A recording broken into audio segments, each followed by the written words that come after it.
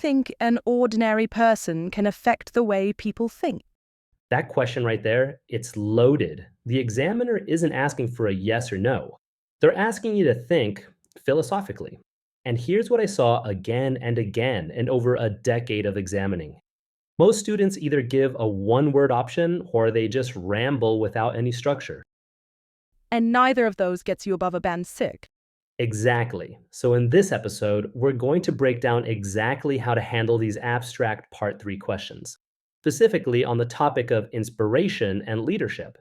By the end, you'll have a framework you can use for any philosophical question they throw at you. Let's get into it.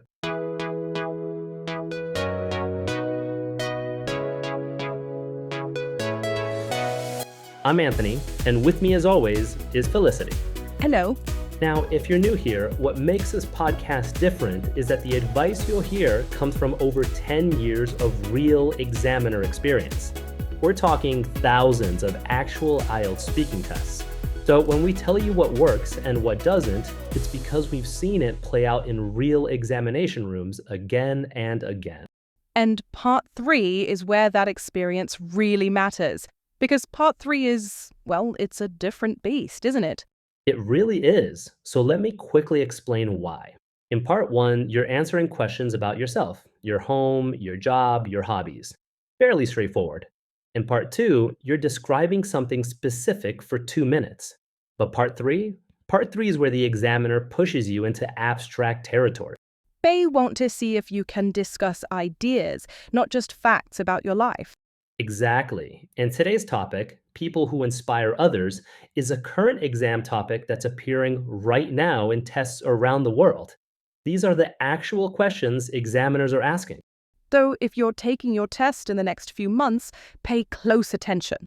And hey, quick thing, if you're finding this helpful so far, hit that subscribe button. We drop new episodes every week, and next time we're covering the friends topic in Part 1, which is another current exam topic. You don't want to miss it. All right, so let's look at what examiners are actually asking in this people who inspire others discussion. There are 3 main questions you might face. Felicity, hit me with the first one.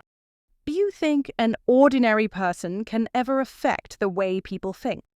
Okay, that's asking you to evaluate, to think about reasons and motivations. Second question?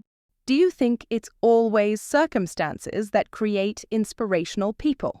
And that's asking you to consider, to think about whether something is always true or not. Notice how none of these have a right answer? That's the key insight, isn't it? The examiner doesn't care what you think. They care about how you express it. Exactly. So let me show you 3 techniques that'll transform your Part 3 answers. Technique number 1, acknowledge the complexity. What do you mean by that? So when a student gets a question like, can an ordinary person affect how people think? The weak response is to just say, yes, I think so. It's possible. That's very direct. Too direct. There's no nuance. But listen to this opening instead. Warm, thoughtful. That's quite a nuanced question, actually. I think it really depends on what we mean by ordinary and the context we're considering.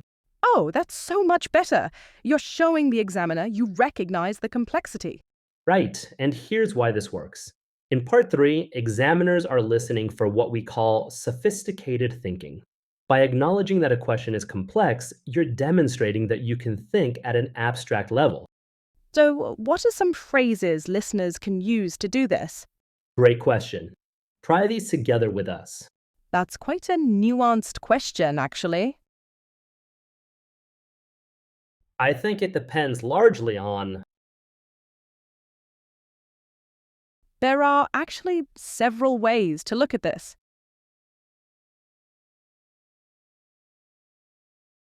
It's not as straightforward as it might seem.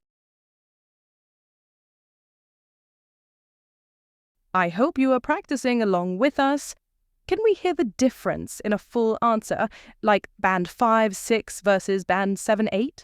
Absolutely. So the question is, do you think an ordinary person can affect how people think? Band 5-6.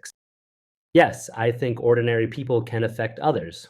For example, teachers. Teachers are ordinary people and they affect students. So yes, it is possible. Okay, it answers the question, but It's flat, no depth. Now listen to band 7-8. That's quite a nuanced question, actually. I'd argue that it depends on what we mean by ordinary. If we're talking about someone without fame or formal power, then yes, I believe they absolutely can, particularly through consistent small actions over time. A teacher, for instance, might not be famous, but they can profoundly shape how an entire generation thinks about a subject. Wow, same basic idea, teachers, but completely different level. And the difference? I acknowledge the complexity. I defined my terms and I developed the example. All right, technique two, use conditional structure. The grammar stuff. Yes, but don't panic, this is easier than it sounds. Conditional structures are phrases like, if we consider, or were we to think about. They show grammatical range and they help you explore ideas. So instead of just stating an opinion, you're exploring possibility. Exactly. Let's give you, the listeners, some phrases that work beautifully in part three. Remember to say them with us. Ready, Felicity? If we consider the historical context, then perhaps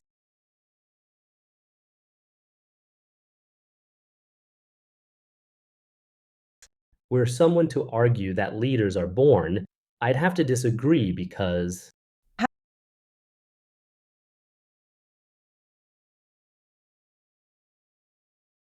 had social media not existed, I think the landscape would be quite different.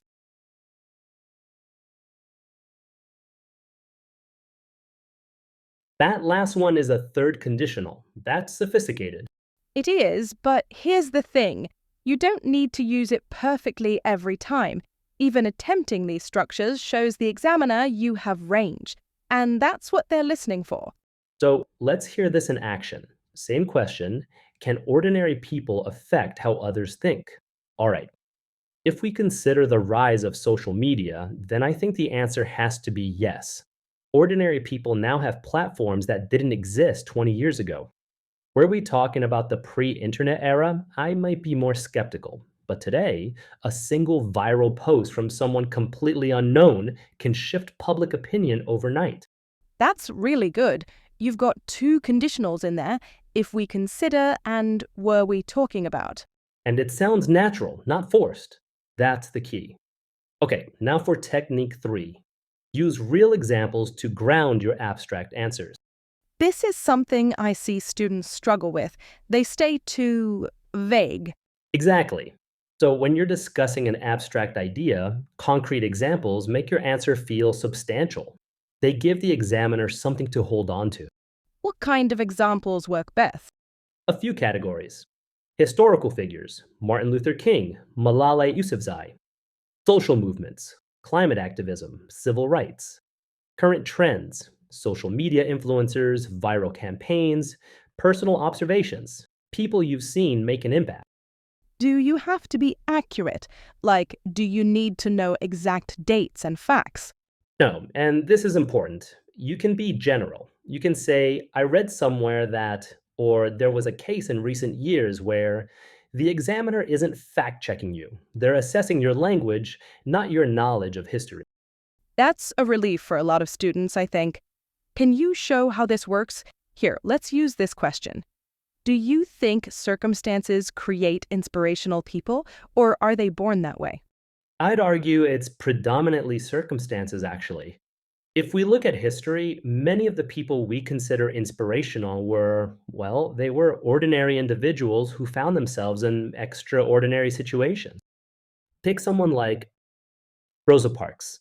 She wasn't seeking fame or influence. It was the circumstances of racial injustice that created the moment where her simple act of resistance became inspirational to millions. You used a real example, but you weren't reciting a history textbook. Right, I said, take someone like Rosa Parks. That's casual. And I focused on the point I was making, not the biographical detail. And you said, was that intentional? Yes, natural speech includes hesitation. Examiners actually expect some filler words. It sounds authentic. What they don't want is long, awkward pauses where you're clearly struggling. All right, let's wrap up with your 3 quick wins for Part 3 abstract questions. Ready when you are. Quick win number 1. Start by acknowledging complexity. Phrases like, that's quite a nuanced question, or I think it depends largely on, show sophisticated thinking before you even give your opinion. And it buys you a moment to think. Exactly, bonus benefit. Quick win number 2, use at least one conditional structure in your Part 3 answer. If we consider, or were someone to argue, these show grammatical range and they help you explore ideas naturally. Even attempting them counts.